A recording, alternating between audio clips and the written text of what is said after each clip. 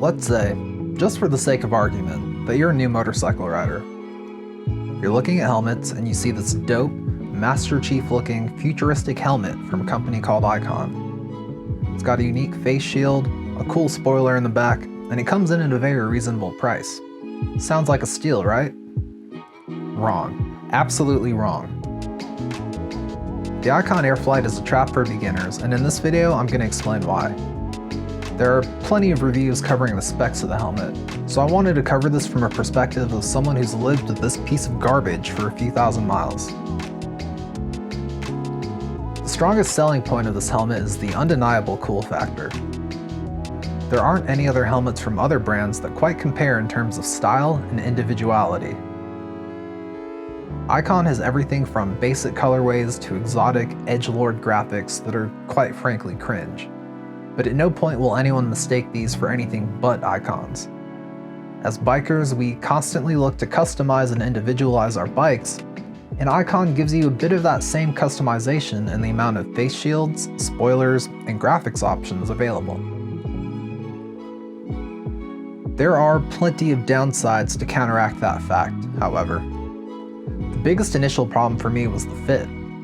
I followed Icon's sizing guide to the letter, however the large was still too small. I then opted for the extra large, which was a much better fit, however it still was like torture putting it on and taking it off. This thing is like a face hugger, and once it's on it would be easier to put another hole in your head than to take it off. I figured it was just a user error, that I needed to wait for the pads to break in. But even then, even now, it still sucks to get on. You have to spend a minute putting it on at different angles to make sure that your ears don't get ripped off or folded down or twisted up. If you're not careful, it'll be just like your mom grabbing you by the ear because you sassed her one too many times. The issue just becomes worse when you install Bluetooth speakers in the slots designated. They aren't nearly deep enough, so your ears have basically no room. In addition to all that, I wear glasses. The pressure of the pads when they were new was basically like sticking my head in a vise, and I'd get headaches after half an hour.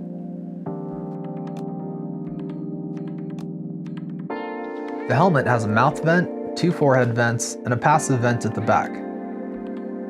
As a plus to this dumpster fire, they do a great job of moving air.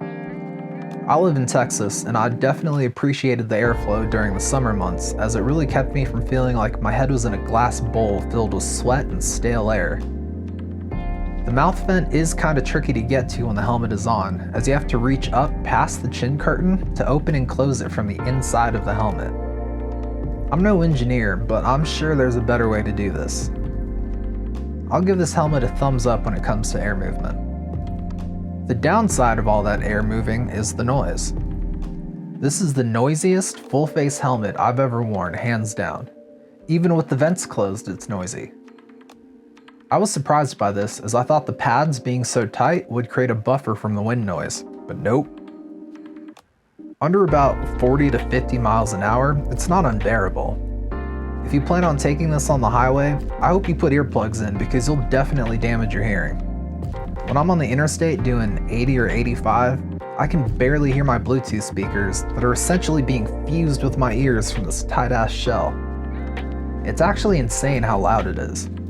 I'll grant that no helmets are what any reasonable person would call quiet, but even my Scorpion modular helmet is quieter than this. The Icon Airflite is pretty slippery at speed when you're looking straight ahead, but the long, flatter sides make checking over your shoulder a drag. This is another thing that it shares with almost all other helmets with this shape, but again, my Scorpion is much less intense when it's exposed to wind resistance from the side.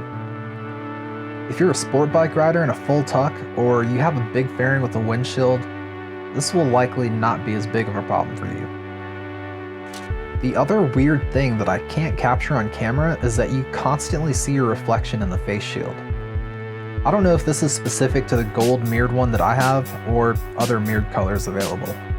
The Icon Airflite gives you a pretty big field of view, which is another plus to it, but that also weirdly means that I see my cheekbones and eyes reflected at me in bright sunlight, which is just super odd. Imagine just going for a ride staring yourself down constantly. It's just odd. I've basically given up on this helmet. The only time I wear it is when it's hot and I'm not using my GoPro to capture footage. My Scorpion modular helmet is my main helmet for that because it's just so much more comfortable, even though it's definitely heavier with the GoPro and the Bluetooth system mounted. Even then, I just don't find myself reaching for the Icon unless it's just unbearably hot. I don't recommend you grab this. Save your money and get literally anything else.